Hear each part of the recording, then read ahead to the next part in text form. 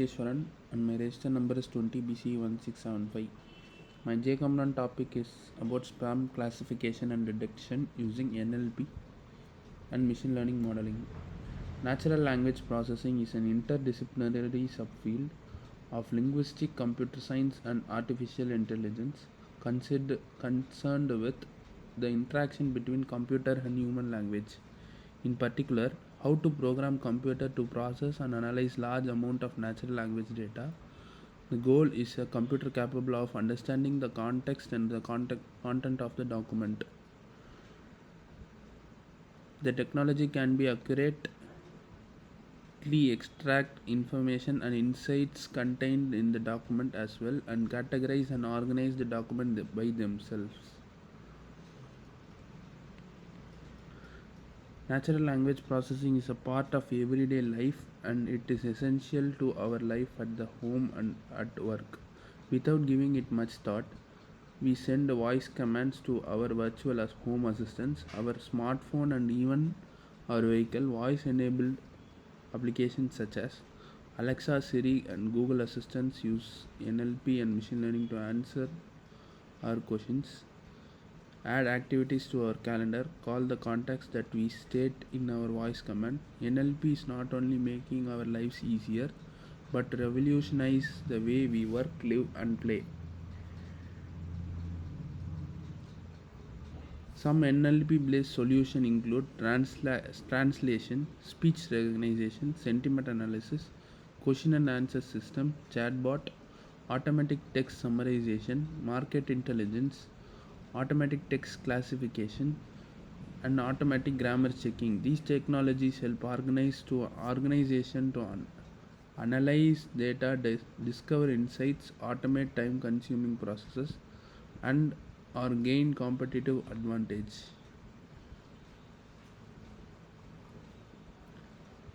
Market intelligence. Market intelligence is the gathering of valuable insights surrounding trends, consumer product, and competitors to extract actionable information that can be used for strategical decision making.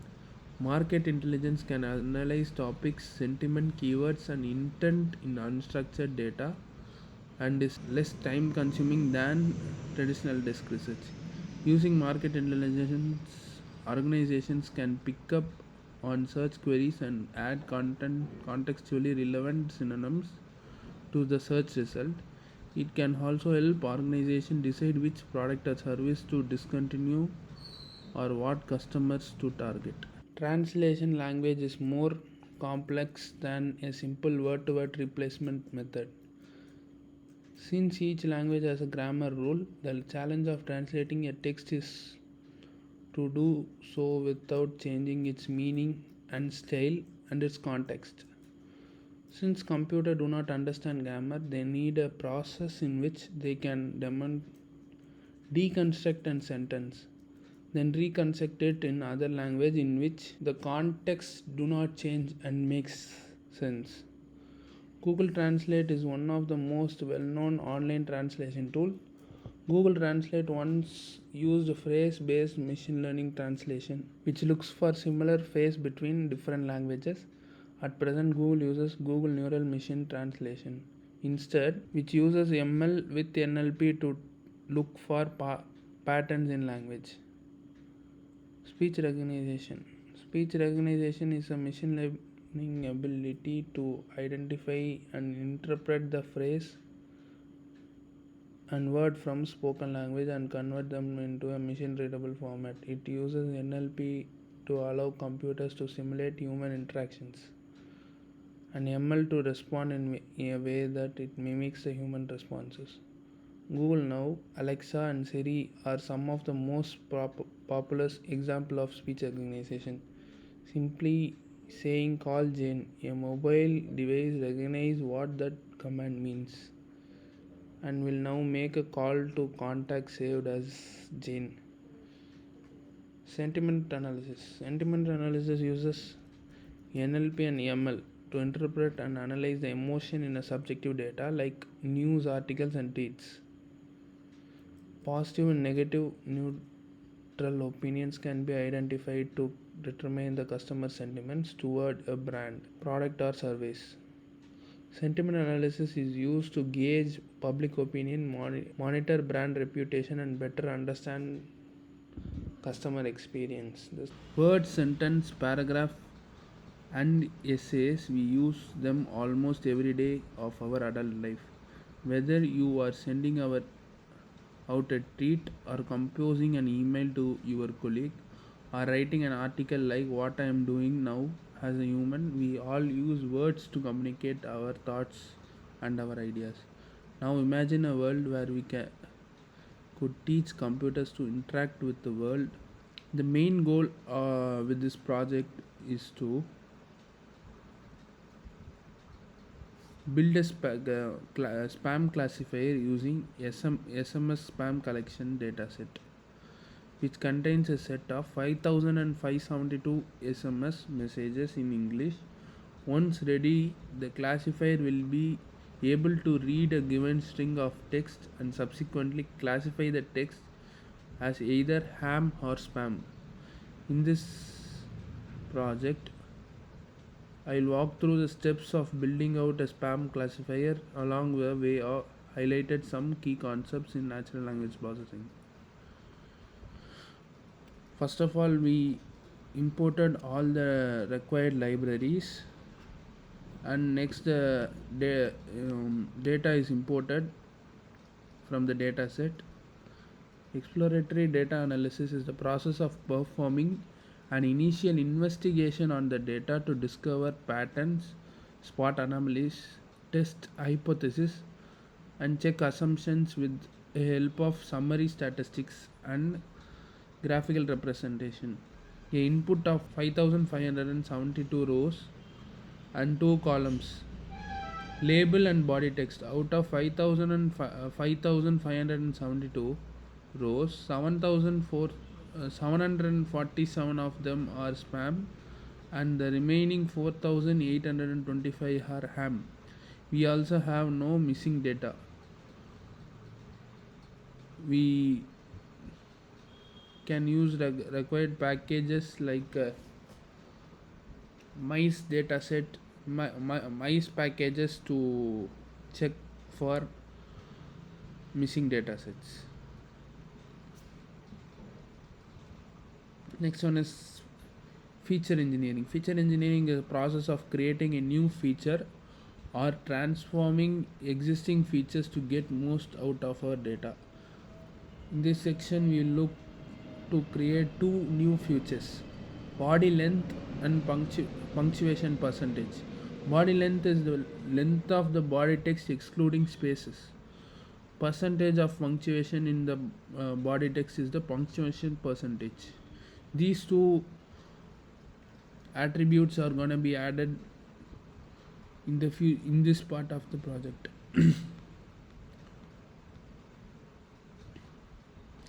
Now we can to use the newly created feature to explore the distribution of our input data. As we can see, spam messages have a longer body length, contain more words compared to ham message. The next step of the project is cleaning the text.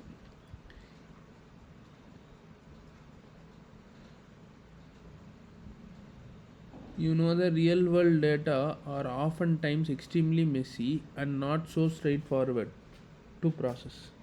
This one is no exception. There is a lot of work to be done before we can move on actually modeling and predicting the data. More specifically, in order for us to better manage the messy text messages, we will need to perform the following pre-processing steps: convert word into lowercase letter, remove punctuation and stop words, tokenization, stemming, and lemmastation. Text normalization. First of all, convert the word into lowercase letters. Python does not see all characters as equal. For consistency, we will need to convert all words into lowercase letters For example, Python will return false to first statement below,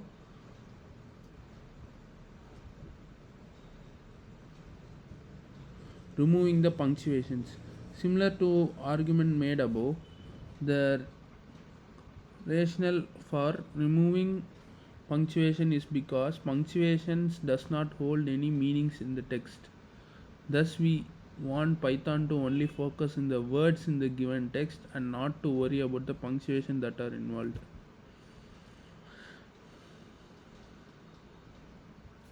However, Python will fail to distinguish between two texts. For that reason, it is important that we remove all punctuation in the sentence in order to allow Python to interpret the text more clearly. Next one is tokenization of the words. In context of NLP, tokenization means to a string or a sentence into a list of characters, and we can accomplish this by utilizing the regular expression library in Python. The most straightforward command in the library includes re.split and find all.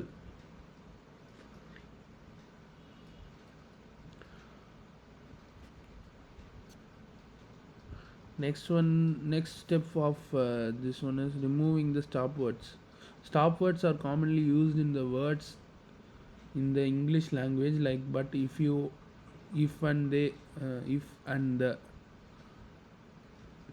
that don't contribute much to the overall meaning of the sentence. Therefore, stop words are usually removed in order to reduce the number of tokens Python needs to store and process when building our machine learning models.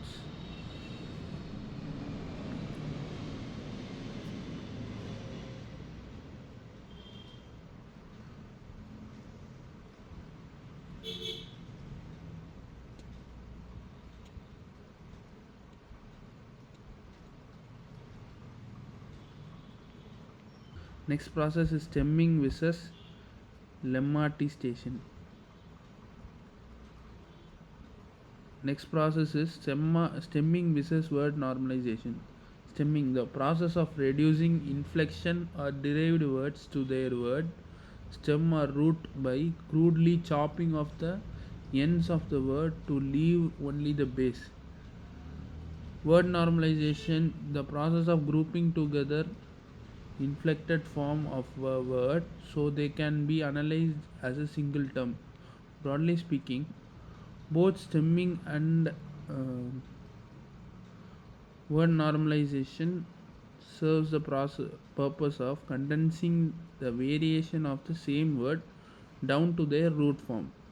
This is to prevent the computer from storing every single unique word it sees in the corpus of the words, but instead only take note of the word in its most basic form and correlate other words with similar meaning.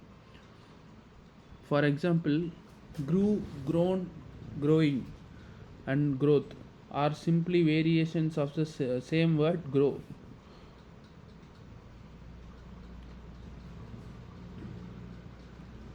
Next step is putting text together in a single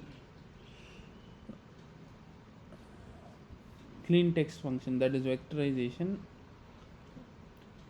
Now that we understand all the pre-processing steps that go into text cleaning, we want to summarize everything into a single function called clean text that we can apply to our input data.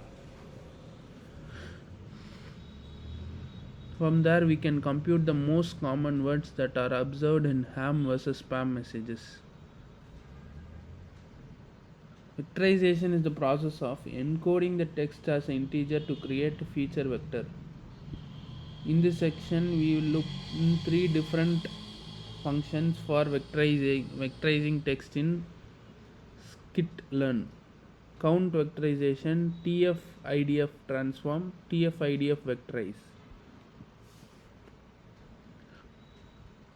Then how count vectorizer and tf-idf transformer works. Count vectorizer creates a document term matrix where the entry of each cell will be a count of the number of times that word occurred in the document. tf-idf transform is similar to that of count vectorizer, but instead of the cell representing the count, the cell represents a weighting that is meant to identify how important the word is to an individual text message. The formula to compute the weighting for each cell is as follows. It is given here.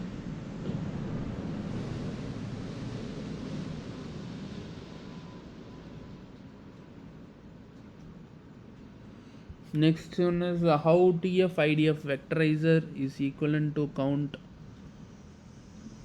How TF-IDF vectorizer works. TF-IDF vectorizer is equivalent to count vectorizer followed by TF-IDF transform. Both of them are merged together to get a rational value. Next, the final step of modeling. After all data is cleaned and changed into usable form, now we are gonna model it to find a specific pattern in spam. Now that our data is ready, we can finally move on to modeling, that is actually building our spam filter to classify a given text as ham or spam. Here we will consider two approaches to modeling: train, test, split and pipeline, as well as two types of machine learning models, or more specifically ensemble method, random forest and gradient boosting. An ensemble method is essentially a technique whereby multiple models are created and combined with the goal of producing a better prediction accuracy than any single model individually. Next is about the train test split. Next one is about the random forest. Random forest classifier is an ensemble learning method that utilizes bagging to construct a collection of decision trees and then aggregate the predictions of each tree to determine the final prediction. The key hyperparameter for random forest classifier include maximum depth of each decision tree, and n estimators, how many parallel decision trees to build, random state for reproducibility purpose, n jobs, number of jobs to run in parallel.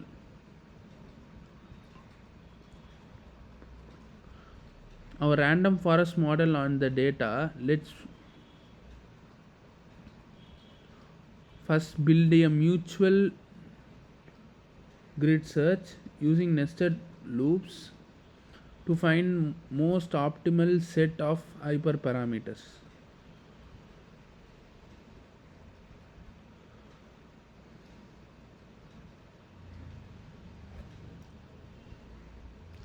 Next we come for to the gradient boosting classifiers. Gradient boosting classifier on the other hand is also an ensemble learning method that takes a iterative approach known as bagging to combine weak learner to create a strong learner by focusing on mistakes of prior iterations. The key hyperparameters for gradient boosting classifiers includes learning rate, weight of each sequential tree on the final prediction, max depth, maximum depth of each decision tree, random state for reproducibility purpose. Unfortunately, grid search for gradient boosting will take a long time, so we have to stick we have to stick with the default hyperparameter for now.